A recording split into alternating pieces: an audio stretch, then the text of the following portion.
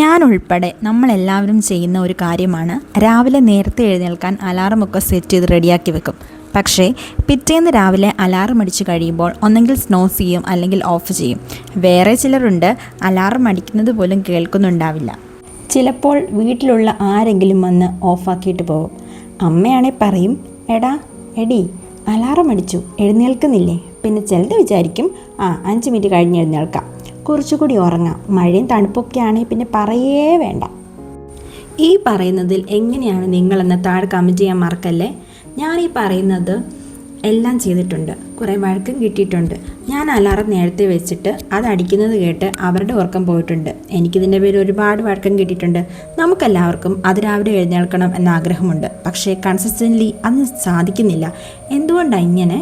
അതിനുള്ള കാരണം രാവിലെയല്ല, പ്രോബ്ലം രാത്രിയിൽ നിന്നാണ് തുടങ്ങുന്നത്.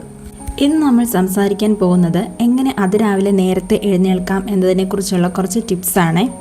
അതിലേക്ക് പോകുന്നതിന് മുന്നേ രാവിലെ നേരത്തെ എഴുന്നേൽക്കാൻ വേണ്ടി പെട്ടെന്നൊരു ദിവസം അലാറം 4 മണിക്കും 5 മണിക്കും ഒക്കെ സെറ്റ് ചെയ്ത് വെച്ചിട്ട് വെറുതെ കിടന്ന് ഉറങ്ങിയാൽ പോരാ. നമ്മുടെ ഡെയിലി റൊട്ടീനിൽ കുറച്ച് കാര്യങ്ങൾ കൂടി നമ്മൾ ശ്രദ്ധിക്കണം. അതിനുള്ള കാര്യങ്ങൾ എന്താണെന്ന് അറിഞ്ഞാലല്ലേ അത് ഫോളോ ചെയ്യാൻ പറ്റൂ, അല്ലേ? അങ്ങനെ ആ റൊട്ടീനും കൂടെ ഫോളോ ചെയ്താൽ ബെറ്റർ റിസൾട്ട്സ് കിട്ടത്തുള്ളൂ. എൻ്റെ ജീവിതത്തിൽ നല്ലൊരു മാറ്റം വേണം എന്നുണ്ടെങ്കിൽ ഈ വീഡിയോ നിങ്ങൾക്ക് തീർച്ചയായിട്ടും ഹെൽപ്ഫുള്ളാണ്. എന്തുകൊണ്ടാണ് നേരത്തെ എഴുന്നേൽക്കണം എന്ന് പറയുന്നത്? ഇതിനുള്ള കാരണം എന്താണ്? നമ്മൾ പല വീഡിയോസിലും കണ്ടിട്ടുണ്ട്. എന്താണ് നമ്മുടെ ക്രിയേറ്റിവിറ്റി, ഫോക്കസ്, കോൺസെൻട്രേഷൻ എല്ലാം നല്ല രീതിയിൽ കൂടി നിൽക്കുന്ന ടൈമാണ് ഏർലി മോർണിംഗ്. ഒരു ദിവസത്തിലേക്ക് കടക്കുന്നതിന് മുന്നേ ഉള്ള ശാന്തമായ മണിക്കൂറുകൾ, മെഡിറ്റേഷൻ, യോഗാസ്, എക്സസൈസസ്, സ്റ്റഡീസ് ഇതിനൊക്കെ പറ്റിയ സമയമാണ്. അതുകൊണ്ടാണ് ഏർലി മോർണിംഗ് നമ്മൾ കഴിവതും പ്രയോജനപ്പെടുത്തണം എന്ന് പറയുന്നത്. ഇനി നമുക്ക് ടിപ്സുകളിലേക്ക് പോകാം. രാത്രി ലേറ്റായിട്ട് ഉറങ്ങുന്ന സ്വഭാവമുള്ളവരാണ് നിങ്ങളെങ്കിൽ ആ ഒരു ഹാബിറ്റ് ഒന്നാമതായിട്ട് നിങ്ങൾ മാറ്റുക.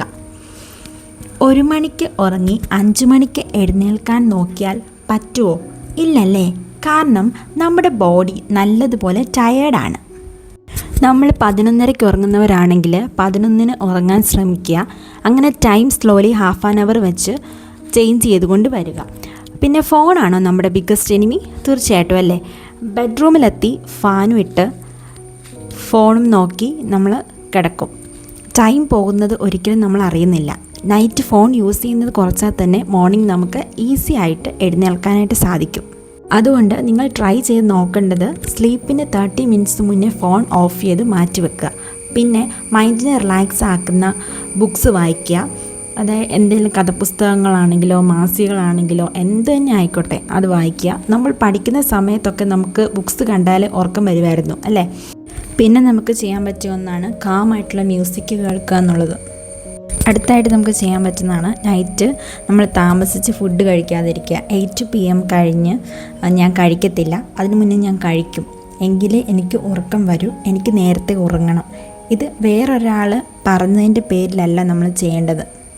എനിക്കൊരു ബോധ്യം ഉണ്ടാവണം, ഞാൻ എഴുന്നേൽക്കണം, എനിക്ക് നല്ല ജീവിത നിലവാരം ഉണ്ടാവാൻ വേണ്ടിയിട്ടാണ് ഞാൻ ഇതൊക്കെ ചെയ്യുന്നത് എന്ന് എനിക്ക് തന്നെ തോന്നണം.